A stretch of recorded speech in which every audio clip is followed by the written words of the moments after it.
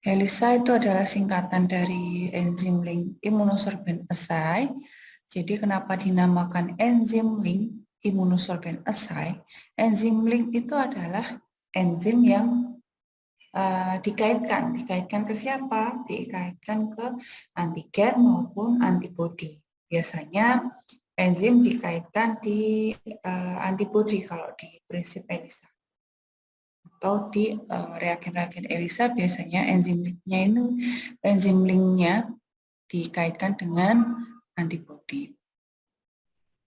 Kemudian untuk pengertian ELISA itu adalah teknik yang didesain berdasarkan radioaktif label antigen atau antibodi untuk mendeteksi dan mengkuantifikasi ada atau tidaknya antigen, antibodi protein atau hormon dengan perubahan warna. Maksudnya mengkuantifikasi itu adalah kita nantinya akan tahu berapa kadar antigen atau antibodi yang diperiksa dengan menggunakan alat ELISA. ELISA itu melibatkan setidaknya satu antibodi yang spesifik dengan antigen khusus, gitu. Jadi setiap reagen atau setiap kit itu memiliki antibodi yang monoklonal, maksudnya dia spesifik hanya untuk mendeteksi itu saja, nggak bisa mendeteksi penyakit mungkin atau hormon atau protein atau antigen antibodi yang lain seperti itu. Nah, untuk prinsip utama ELISA itu adalah menggunakan enzim untuk mendeteksi ikatan antara antigen dan antibodi. Enzim nanti akan merubah substrat yang tidak berwarna atau sering dinamakan kromogen menjadi berwarna. Jadi yang semula berwarna bening, nanti kalau di dalamnya mengandung atau terjadi ikatan antara antigen dan antibodi, warna akan berubah menjadi biru. Nah, untuk tahapannya, jadi secara sebagian besar atau gambaran besarnya, tahapan dari ELISA itu ada 4 ini ya, coating, kemudian blocking, deteksi, kemudian pembacaan hasil. Yang pertama itu adalah coating. Jadi di dalam plate ELISA atau microplate ELISA itu sudah ada antigen atau antibodi yang menempel di dasar microplate tersebut. Nah, antigen dan antibodi inilah yang khusus yang hanya bisa ditempeli atau menempeli antigen atau antibodi yang kita cari. Kemudian microplate-nya ini biasa kita namakan polystyrene plate. Gitu. Kemudian setelah proses coating atau penempelan, lalu biasanya dibersihkan atau dibersihkan sih biasanya. Jadi reagen yang atau antigen antibodi yang tidak terjadi penempelan itu dicuci menggunakan wash buffer. Setelah dicuci, lalu kemudian kita tambahkan adanya enzim atau antibodi yang dilabel enzim. Nah, dinamakan sebagai blocking. Lalu kemudian, ini blocking itu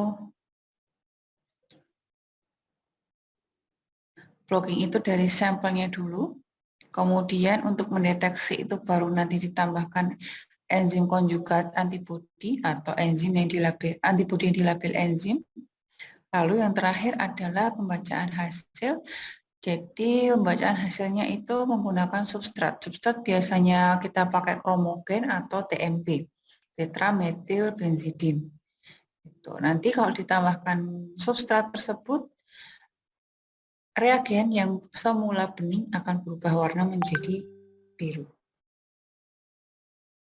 Komponen ELISA itu ada antibodi atau antigen, kemudian ada enzim. Nah, enzim biasanya dinamakan HRP atau horse radish peroxidase, atau itu dinamakan glikoprotein dengan 4 residu lisin. Nah, HRP ini pasti ada di setiap reagen ELISA. Bisa jadi namanya berbeda, tapi enzimnya bernama horse radish peroxidase. Jadi ada yang dinamakan reagennya itu ada yang dinamakan HRP atau mungkin dinamakan enzim atau dinamakan yang lain. Tapi intinya di dalamnya itu adalah HRP tersebut. Fungsinya itu adalah dia melabeli antibodi atau antigen supaya nanti pada saat ditambahkan substrat akan dapat menimbulkan warna gitu. Jadi nanti kalau di antibodi itu tidak dilabeli enzim ini, maka walaupun ditambahkan substrat tidak akan terjadi perubahan warna. Kemudian komponen yang ketiga ada substrat, biasanya pakai TMP atau tetramethylbenzidin, atau biasanya ada yang menggunakan kromogen.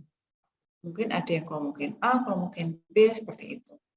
Nah, isinya sama, jadi itu juga enzim gitu, enzim yang berfungsi sebagai katalis untuk mengoksidasi substrat pada keberadaan substrat untuk menghasilkan warna biru. Jadi nanti HRP dan si substrat ini akan saling menempel. Nempelnya HRP dan substrat akan menimbulkan warna. Kemudian ELISA memiliki beberapa tipe. Yang pertama ada direct ELISA, indirect, kemudian sandwich, dan kompetitif. Jadi nanti di setiap reagen atau maaf, di setiap prosedur yang sudah dibagikan Bu Lisa kemarin dan akan Bapak Ibu kerjakan untuk membuat makalah, itu nanti kan ada cara kerjanya, ada prosedurnya, kemudian itu nanti di dalamnya biasanya ada yang menyebutkan, oh ini dia pakai tipe ELISA ini, gitu. Contoh HBsAg itu pakai tipe ELISA yang sandwich, atau anti HBs itu pakai ELISA direct. Itu biasanya ada keterangannya. Ada pula yang prosedur yang tidak menyebutkan tipe ELISA-nya. Nah, nanti dengan adanya cara kerja tersebut harusnya Bapak Ibu sudah tahu. Oh, ini tipe ELISA, ini tipe ELISA direct atau indirect atau sandwich atau kompetitif, harusnya Bapak Ibu sudah tahu. Nanti pada saat membuat makalah bisa disertakan prosedur A atau pemeriksaan HBsAg yang sudah Bapak Ibu terima prosedurnya, oh ini dia pakai ELISA tipe ini, gitu. Walaupun nggak ada di prosedur, Bapak Ibu sudah harus tahu. Oke, saya jelaskan yang pertama, direct ELISA. Jadi direct ELISA itu ELISA secara langsung, maksudnya secara langsung itu tidak ada antibodi kedua.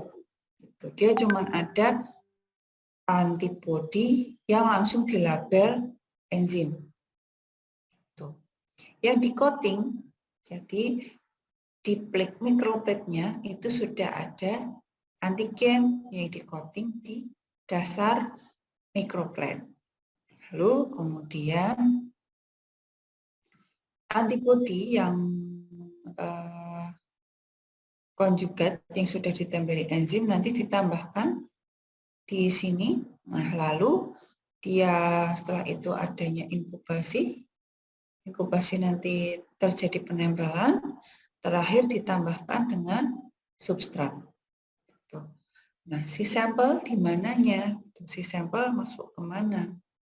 Nah, si sampel nanti ditambahkan sebelum antibodi yang dikonjugasi oleh enzim ini. Jadi sebelum dimasukkan antibodi yang dikonjugasi enzim, dimasukkan sampelnya terlebih dahulu. Sampel itu bisa dalam bentuk, harusnya bentuknya antibodi ya. Nanti agak numpuk antibodi sama antibodi seperti itu. Nah, ini tidak terlalu dijelaskan kenapa sampelnya di mana sih gitu. Ini kan antigen yang nempel di bawah. Kemudian nanti kalau ada sampel, dia jadi apanya? Yang dicari apanya? Antigen atau antibodi? Tapi kalau dari ELISA, itu ciri-cirinya dia hanya menggunakan satu antibodi saja yang sudah dilabel enzim. Beda dengan tipe ELISA yang lain. Nah, kemudian ini.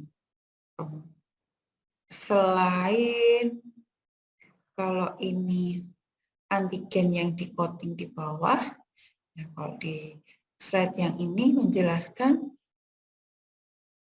ada mikroplet itu belum ada antigen yang di-coating. Jadi dia masih kosong gitu. Kemudian langsung ditambahkan sampel. Nah, sampelnya nanti dia akan nempel di mikropletnya. Kemudian setelah itu baru ditambahkan enzim konjugat yang menempel di antibodi. Lalu kemudian setelah itu baru ditambahkan substrat sebagai pewarna. Intinya dia langsung antigen, antibodi, tambahkan substrat, selesai. Kalau direct seperti itu. Tidak ada antibodi sekunder. Jadi mikroplet kosong, ditambah serum, sampel, kemudian ditambahkan antibodi yang dilabeli enzim, lalu langsung tambah substrat, hasilnya bisa dilihat. Untuk keuntungan dari tipe ELISA ini membutuhkan waktu lebih sedikit dan tidak ada reaksi silang oleh antibodi sekunder karena hanya menggunakan antibodi primer saja. Kerugiannya amplifikasinya lemah. Jadi reaksi warnanya kurang nampak. Warna yang dihasilkan itu warna biru ya kalau sudah ditambahkan substrat. Warna biru menandakan bahwa hasilnya positif. Kalau tidak berwarna berarti hasilnya bisa jadi negatif atau bisa jadi dia positif tapi kadarnya sangat rendah. Untuk kerugian kedua, dia tidak spesifik dan sensitif. Lalu setiap target membutuhkan enzim konjugat sendiri karena metode ini mahal biasa. Jadi targetnya beda-beda. Kemudian yang kedua ada indirect ELISA atau ELISA tidak langsung. Di sini dijelaskan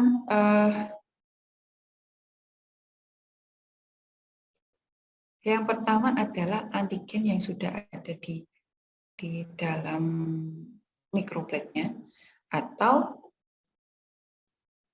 antigen yang berasal dari serum sampel pasien.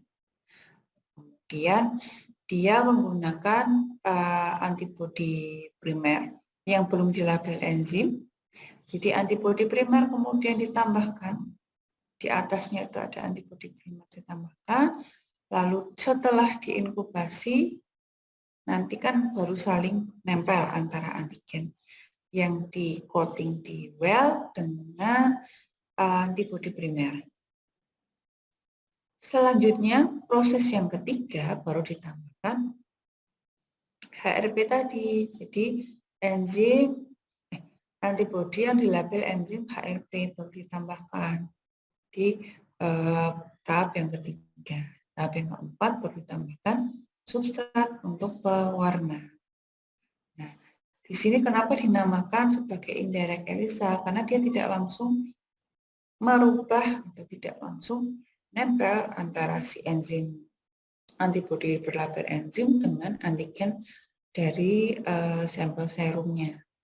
Nah, karena dia pakai antibodi primer lah, makanya dia dinamakan sebagai indirect ELISA. Jadi dia pakai antibodi yang double-double gitu. Kalau direct tadi kan hanya antibodi berlabel enzim, langsung tambah substrat. Kalau ini ada primary antibody dan secondary antibody. Baru ditambahkan substrat untuk merubah warna. Oke. Nah, ini sama kok caranya. Jadi antigen ditambahkan di plate itu dari sampel, lalu kemudian ditambahkan buffer. Buffer itu bisa was buffer atau bisa yang lain. Buffer itu biasanya fungsinya untuk membersihkan sisa-sisa antigen dan antibodi yang tidak saling menempel, nanti dibersihkan. Lalu yang ketiga itu tambahkan primary antibody, kemudian secondary antibody, yang terakhir substrat.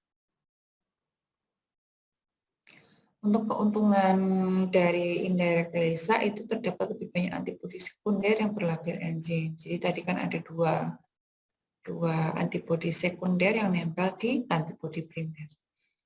Kemudian dia lebih fleksibel karena banyak antibodi primer yang dibuat dari satu spesies. Antibodi sekunder dibuat dari satu spesies, sedangkan antibodi sekunder digunakan untuk mendeteksi. Imunoreaksi lebih maksimal oleh antibodi primer karena tidak diberi label enzim. Kalau di direct tadi kan langsung di label enzim, jadi imunoreaktivitasnya tidak maksimal.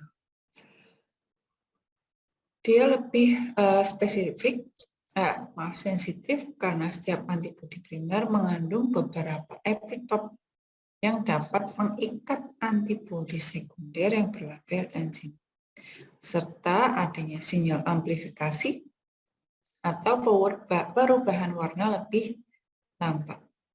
Untuk kerugiannya karena ada antibodi primer dan sekunder, nanti bisa saja terjadi reaksi silang. Selain itu juga terdapat lebih banyak step inkubasi. Semakin banyak tahapan step inkubasi, proses ELISA-nya atau proses pemeriksaan ini akan semakin lama. Dia tipe yang ketiga ada sandwich ELISA. Jadi namanya aja sandwich. Otomatis dia berbentuk seperti kue lapis atau roti lapis. Itu dia berlapis-lapis dengan selai ya. Ini contoh ya. Ini roti, ini selai, ini roti. Jadi dia ditumpuk gitu di tengah-tengahnya antigennya. Kalau di sini di tipe sandwich ELISA biasanya mikroplat itu di-coating dengan antibodi, bukan antigen. Kalau di sandwich ELISA. Jadi nanti setelah adanya inkubasi, si capture antibodinya itu nanti baru ditambahkan antigen dari serum sampel. Nah, itu kan baru yang lapisan bawah. Lalu setelah itu baru ditambahkan antibodi berlabel enzim. Nah, nanti bentuknya kayak gini nih. Ini kan kayak apa namanya? Kayak kue lapis ya. Selainya di tengah atau isiannya di tengah. Isiannya adalah antigen. Si sandwich, tipe sandwich itu ada yang direct sandwich dan indirect sandwich. Kalau direct sandwich itu berarti antigen langsung antibodi, antigen langsung antibodi yang dilabel enzim. Kalau indirect ELISA itu menggunakan antibodi primer dan antibodi sekunder lagi di atasnya. Otomatis si indirect sandwich ini waktunya akan sangat-sangat lama karena kan dia pertama harus inkubasi si mikroplat dulu, setelah ditambahkan buffer diinkubasi dulu. Kemudian penambahan serum sampel inkubasi lagi. Penambahan primary antibody inkubasi lagi. Penambahan antibodi berlabel enzim inkubasi lagi. Biasanya masing-masing inkubasi itu 30 menit, dikalikan aja. Nah, pastikan indirect sandwich ini memerlukan waktu yang lebih lama. Kemudian kenapa ini hanya saya tulis yang keuntungan, karena kebanyakan dari kit atau reagen yang digunakan itu menggunakan tipe ELISA yang sandwich. Karena dia lebih spesifik. Jadi antigen dapat ditangkap dan dideteksi. Jadi dia ada capture antibody-nya. Dia tertangkap oleh si antibody capture tadi. Kalau di direct dan indirect kan si mikropletnya kosong tuh. Ada yang kosong. Otomatis si serum yang kita cari harus nempel di mikroplet. Kalau tidak ada antibody capture, nggak ada yang megangin si antigen itu. Makanya dia tidak atau jarang digunakan. Kemudian keuntungan kedua dapat digunakan untuk sampel yang kompleks. Maksudnya kompleks itu dia dengan konsentrasi yang sedikit lah, yaitu atau dia dengan menggunakan metode lain dia susah dideteksi. Jadi kalau diharapkan dengan tipe ELISA sandwich ini, dia akan lebih mudah dideteksi. Keuntungan yang ketiga, dia lebih fleksibel dan sensitif. Jadi kedua metode direct dan indirect dapat digunakan. Yang keempat, ada yang namanya kompetitif ELISA. Jadi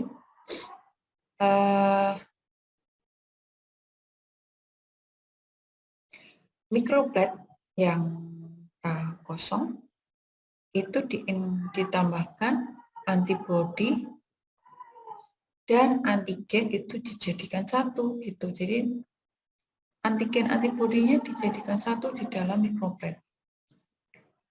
Kenapa dia dinamakan sebagai kompetitif ELISA? Ini nih, dia ada dua. Dia ada yang antibodi saja dan ada antibodi yang ditempeli antigen. Sedangkan serum yang berwarna merah-merah ini, dia harusnya ditangkap dengan antibodi saja. Jadi yang ini antibodi yang kayak antibodi capture, dia kosong, nggak ada yang antigen yang nempel. Makanya ini dinamakan kompetitif karena dia bersaing dengan si antibodi yang sudah ditempel antigen. Lalu setelah dicuci, ditambahkan enzim konjugat yang dari antibodi sekunder, lalu dicuci lagi baru ditambahkan substrat.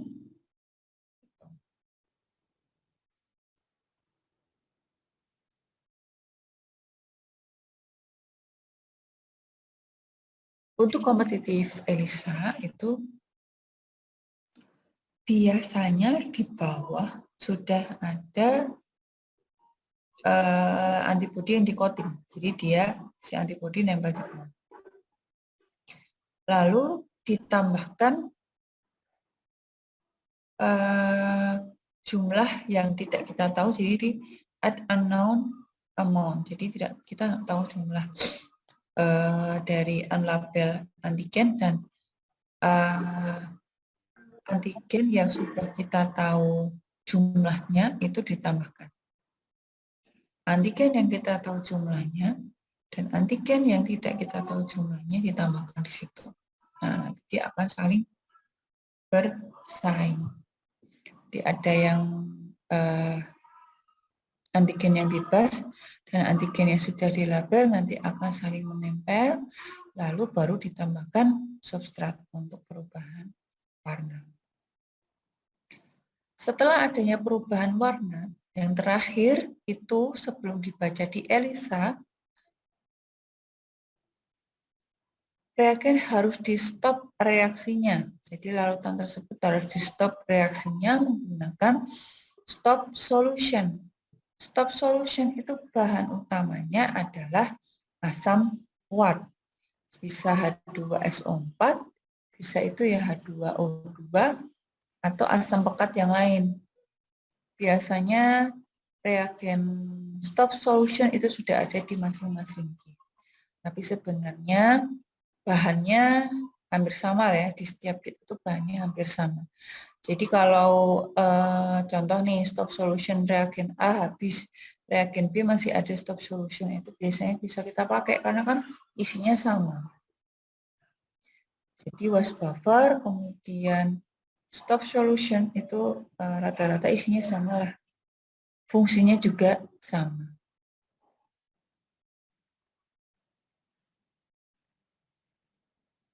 Untuk keuntungan, kompetitif ELISA itu lebih cocok untuk sampel yang kompleks selama antigen tidak membutuhkan purifikasi atau pemurnian sebelumnya atau pengukuran. Jadi kita nggak tahu antigen itu sudah murni atau belum, kemudian konsentrasinya berapa atau seperti apa itu kita belum tahu. Makanya si kompetitif ELISA ini lebih disarankan. Untuk kerugiannya hanya sedikit antibodi deteksi yang menempel. Karena dia bersaing tadi antara antigen dan antibodi. Nah, kesimpulannya dari step-step ELISA dengan berbagai tipe ini ya, adanya antibody capture yang sudah di-coating itu hanya ada di sandwich. Kemudian antigen yang di-coating itu ada di direct, indirect, dan kompetitif, kecuali sandwich. Kemudian blocking. Blocking itu ada di semua tipe ELISA. Blocking itu fungsinya untuk apa?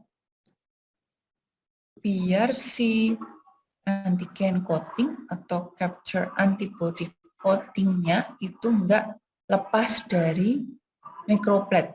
Jadi perlu diblok dulu biar dia enggak lepas. Kemudian sampel atau antigen inkubasi. Inkubasi sampel diperlukan di sandwich dan kompetitif. Jadi kalau direct itu bisa langsung ditambahkan. Kemudian antibodi primer inkubasi semuanya ada, antibodi primer inkubasi antibodi primer semuanya ada kecuali direct. Kemudian preparasi substrat, jadi penambahan substrat pasti ada. Pendeteksi sinyal itu pasti ada. Pendeteksi sinyal itu maksudnya dibaca di mesin ELISA, kemudian bisa dihitung analisisnya. Untuk interpretasi data ELISA, jadi ELISA juga memiliki dua tipe, ada tipe kualitatif, ada tipe kuantitatif. Tipe kualitatif itu hanya bisa mendeteksi ada atau tidaknya antigen atau antibodi dalam sampel, atau dikatakan sebagai sampel ini negatif atau positif. Perhitungannya itu dengan menggunakan cut-off atau berdasarkan kontrol negatif atau kalibrator. Jadi di dalam itu sudah ada kontrol negatif dan kontrol positif, dan biasa kita sebut cut-off. Cut-off itu nanti absorbansinya itu berapa? Contoh absorbansinya 0,05 sih contoh di kontrol negatif. Berarti nanti sampel itu kalau dia kurang dari 0,05 berarti dia dinyatakan negatif. Kalau lebih dari 0,05 dinyatakan positif. Itu contoh. Nanti di kit atau manual prosedurnya nanti sudah ada cara perhitungan untuk cut off. Selain itu juga untuk menghitung sampelnya itu sudah ada caranya. Nanti tinggal Bapak Ibu dipelajari, nah nanti pada saat presentasi disampaikan bagaimana cara menghitung atau cara menginterpretasikan data setelah selesai melakukan prosedur ELISA. Selanjutnya untuk tipe yang kedua ada tipe yang kuantitatif, jadi dia dapat mendeteksi konsentrasi antigen atau antibodi dari sampel. Nah, ini ngitungnya menggunakan aplikasi yang namanya Curve Expert, ya, atau kurva standar ELISA. Ini nanti pakai aplikasi, jadi tinggal dimasukkan saja konsentrasi dan absorbansinya. Ini beda dengan, sebenarnya hampir sama kayak kemarin ya, konsentrasi protein, X itu konsentrasi, Y itu absorbansi sama. Tapi kalau ini kita pakai aplikasi namanya Curve Expert. Jadi dari sini nanti kita bisa langsung menghitung konsentrasi antigen atau antibodi, nggak perlu kita nyari rumus persamaannya dulu. Nah, ini setelah, nanti saya kasih tahu caranya, contohnya. Gitu. Jadi ini ada kurvanya sudah jadi dengan nilai regresi linearnya 0,99851. Lalu untuk menghitung konsentrasi sampel bisa klik analyze. Lalu kita tulis absorbasi dari sampel. Konsentrasinya langsung muncul nih, X sama dengan ya, konsentrasinya 47,991. Satuan dari konsentrasi ini tergantung dari reagennya, jadi pakai atau kitnya. Itu konsentrasinya yang dipakai konsentrasi apa. Bisa international unit per mili atau mikrogram per mililiter atau seperti apa, ini tergantung dari kit masing-masing. Nah, untuk aplikasi ELISA itu bisa dipakai untuk apa aja sih? Dia bisa mendeteksi darah yang sudah terkontaminasi virus. Jadi, contoh nih virus HIV 1 dan 2, itu keberadaan HIV, antibodinya itu sudah ada belum? Itu nanti bisa kita deteksi dan bisa. Kemudian antibodi dari hepatitis C, kemudian antibodi atau antigen hepatitis B. Lalu juga bisa mendeteksi level hormon, contoh hormon HCG. Bisa untuk tes kehamilan atau mendeteksi kanker prostat pada pria. Hormon LH, TSH, T3, T4 juga bisa diukur menggunakan ELISA.